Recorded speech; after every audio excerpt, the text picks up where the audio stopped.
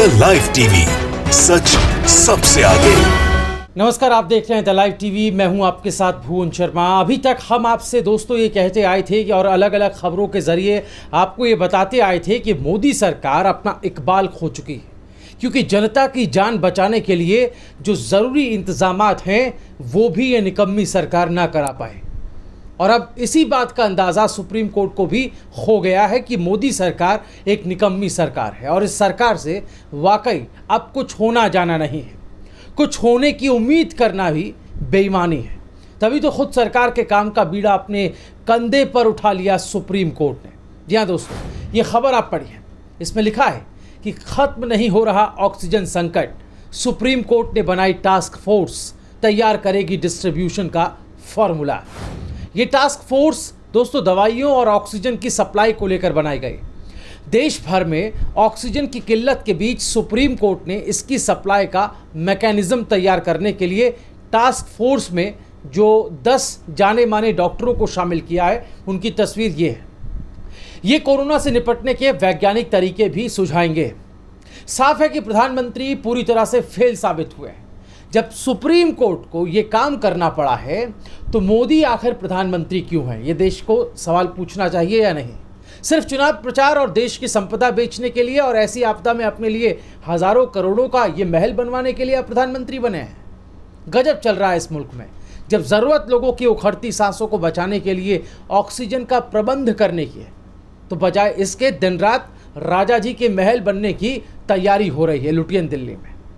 बाहर से आ रही मदद कहाँ जा रही है इसका भी किसी को कुछ पता नहीं। अब तक 4,468 oxygen concentrator, 3,417 oxygen cylinder, 13 oxygen generation plant, 3,921 ventilator, BiPAP, CPAP और रेमडेसिविर इंजेक्शन की 3 लाख से ज़्यादा शीशियां अलग अलग देशों से मिली हैं दोस्तों। वहीं कई राज्यों का कहना है कि उन तक ये मदद पहुंच नहीं पा रही। फिर आखिर ये सब सामान जा किधर रहा है, इस बारे में भी कोई पुख्ता जानकारी किसी के पास नहीं। यहाँ तक कि मदद भेजने वाले जो देश हैं वो भी ये मुद्दा उठा रहे हैं, सवाल उठा रहे हैं। वहीं ऑक्सीजन ट्रेन चलाकर रेल मंत्री अपनी पीठ खुद ही थपथपा लेते हैं, लेकिन ऑक्सीजन की कमी से हो रही मौतों को नहीं रोक पाते और एक शब्द भी नहीं बोलते। अगर चुनाव प्रबंधन में बिजी न रहकर कोरोना की दूसरी लहर के बारे में सोचकर कुछ तैयारी की होती तो देश आज यूं मरघट में तब्दील ना हुआ होता है। अगर सेंट्रल विस्टा के काम में हजारों करोड़ों ना बहाकर सिर्फ 14 और हाईटेक अस्पताल बनवा दिए होते तो लोगों को यूं सड़कों पर ही दम ना तोड़ना पड़ता। अगर दूसरी लहर आने से पहले वैज्ञानिकों की चेतावनी को अपने घमंड के चलते नज़रअंदाज ना किया होता तो आज देश के नौजवानों की यूं सांसें ना उखड़ रही होती प्रधानमंत्री जी। लेकिन इतना सब होने पर भी हुक्मरानों की नींद नहीं टूटी। घमंड से इनका कद इतना बड़ा हो गया कि इनके सामने हम सब, आप, मैं, हम सब कीड़े मकोड़ों की तरह हो गए हैं। एक अदद ऑक्सीजन तक मुहैया नहीं कराने वाली सरकार इससे भी बड़े संकट आने पर क्या ही करेगी, आप अंदाज़ा लगा सकते हैं। शायद बार बार केंद्र सरकार को फटकार लगाने वाली सुप्रीम कोर्ट भी ये बात समझ गई है कि जिसके कान में जूं नहीं रेंगती उस भैंस के आगे बीन बजाने से कोई फायदा नहीं। लिहाजा कोर्ट ने भी दोस्तों खुद कमान संभाल ली। वैसे मैं ये सोच रहा था कि ऐसी खबर अगर पाकिस्तान से आई होती तो भारत में आज संडे को चैनल्स पर आधे घंटे के शोज़ की भरमार होती। कुछ ऐसा चल रहा होता, इस तरह का लिखा होता कि इमरान का काम तमाम। लेकिन आईटी सेल, जो कि कई चैनलों का अघोषित एडिटर इन चीफ है, आजकल वो इस पर शो बनाने की परमिशन नहीं दे रहा है शायद। बहरहाल गोदी मीडिया भले इस पर भी खामोशी की चादर ओढ़ ले, लेकिन विदेशी मीडिया लगातार न सिर्फ डंके की चोट पर सच लिख रहा है बल्कि सीधे सीधे इस हुकूमत और इसके हुक्मरान यानी प्रधानमंत्री नरेंद्र मोदी का नाम ले रहा है। मसलन एक ताज़ा रिपोर्ट हम आपको दिखाते हैं, ये सामने आई है।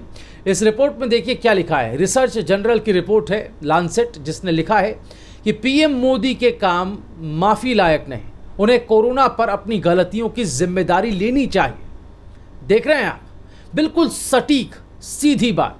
जाहिर है क्या वैक्सीनेशन सर्टिफिकेट पर अपनी तस्वीर लगाकर वाहवाही लूटने के लिए ही प्रधानमंत्री बने हैं आप?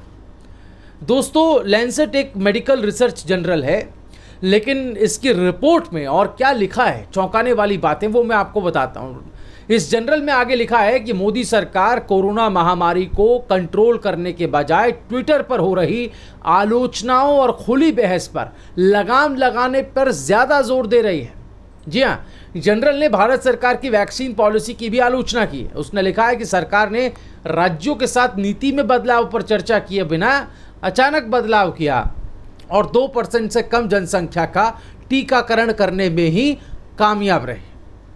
यही नहीं, जनरल ने भारत के हेल्थ सिस्टम पर भी दोस्तों सवाल खड़े किए हैं। आगे लिखा कि अस्पतालों में मरीजों को ऑक्सीजन नहीं मिल रहा है, वो दम तोड़ रहे हैं, मेडिकल टीम भी थक गई है, वो संक्रमित हो रहे हैं। सोशल मीडिया पर व्यवस्था से परेशान लोग मेडिकल, ऑक्सीजन, बेड, वेंटिलेटर और कुछ ज़रूरी दवाइयों की लगातार मांग कर रहे हैं। वहीं जिस वैक्सीनेशन को लेकर मोदी को वैक्सीन गुरु बताता रहा गोदी मीडिया और बीजेपी के लोग, मोदी समर्थक, उस वैक्सीनेशन पॉलिसी को लेकर देखिए इस जनरल में क्या लिखा है। सरकार ने पिछले साल कोरोना के शुरुआती दौर में महामारी को नियंत्रित करने में बेहतरीन काम किया था, लेकिन दूसरी वेव में सरकार ने बड़ी गलतियां की। महामारी के बढ़ते संकट के बीच सरकार को एक बार फिर जिम्मेदारी और पारदर्शिता के साथ काम करना चाहिए। संपादकीय में केंद्र सरकार को दो तरफा रणनीति पर काम करने का सुझाव दिया गया। पहला, भारत को वैक्सीनेशन जो प्रोग्राम है वो बेहतर ढंग से लागू करना चाहिए और इसे तेजी के साथ आगे बढ़ाना चाहिए, इस पर काम हो। दूसरा, सरकार जो है जनता को सही आंकड़े मुहैया कराए, सही जानकारी।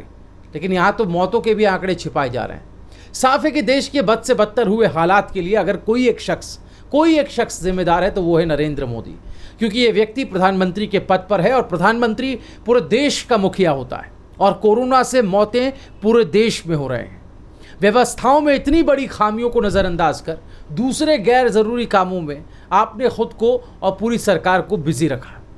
दोस्तों, सिर्फ बीता हुआ कल और आज ही नहीं, आने वाला कल कितना भयावह होने वाला है, भयानक होने वाला है, इस बात का अंदाज़ा आपको ये पढ़कर हो जाएगा।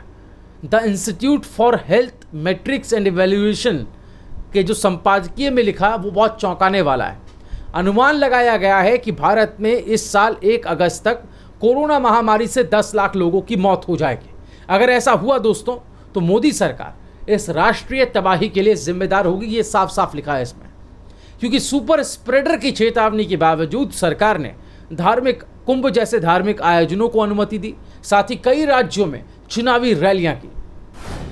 साफ है दोस्तों कि आए दिन अंतर्राष्ट्रीय मीडिया में भारत को लेकर जो सच छापा जा रहा है, सच लिखा जा रहा है और यहाँ तक की स्थिति को लेकर जो चिंता पैदा की जा रही है भारत की स्थिति को लेकर, वो अगर यहाँ की मीडिया ने ये चिंता दिखाई होती, ये आलोचना की होती तो कमोबेश ऐसे बुरे दौर नहीं देखने पड़ते। अब उम्मीद सुप्रीम कोर्ट से ही बची है, क्योंकि इस सरकार ने तो अपना इकबाल खो दिया है। दोस्तों, आपकी राय क्या है? आप हमें कमेंट में ज़रूर लिखें। द लाइव टीवी, सच सबसे आगे।